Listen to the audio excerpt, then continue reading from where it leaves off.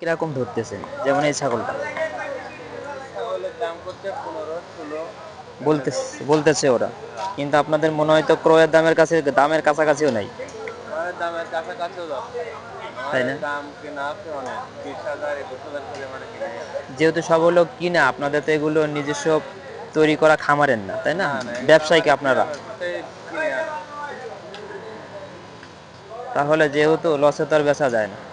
দেখি এখন আগার দিন পরিমাণে শুক্রবার পরিমাণে আছে, দেখা যাক কেমন কি তবে হয়। অন্যবারের তুলনায় আপনার দেখা যাচ্ছে যে বাজারের পরিস্থিতিটা একটু খারাপ, খুব তাই না? খারাপ, এই বছরটা খুবই খারাপ। ব্যবসাটা দেখা যাচ্ছে যে লাভের চাইতে লসের আশঙ্কাটাই বেশি দেখা যাচ্ছে। সবাই বেশি কিনে ফেলতেছে লসের আশঙ্কা। গাইজ, যারা আপনারা এখনো ছাগল কেনাকাটা করেন নাই কুরবানি দেওয়ার জন্য, এটা হচ্ছে সাভারে আশুলিয়া বিরুলিয়ার কাছাকাছি বাজারটা, দৌড় বলে যে জায়গায়। যদি আপনারা এখনো না কিনে থাকেন তাহলে এখানে আসবেন। এই দেখেন অনেক ভালো ভালো ছাগল আছে অবশ্য। আমি অবশ্য গ্রামের ছেলে, আমাদের বাড়িতে ছাগল আছে। সেই মতে দেখা ক্ষেত্রে এই যে ভাইয়ের এখানে অনেকগুলো ছাগল দেখতেছি, বেশ ভালো, শরীর স্বাস্থ্যটা ভালো এবং সুস্থ, অনেক কোনো স্পট নাই।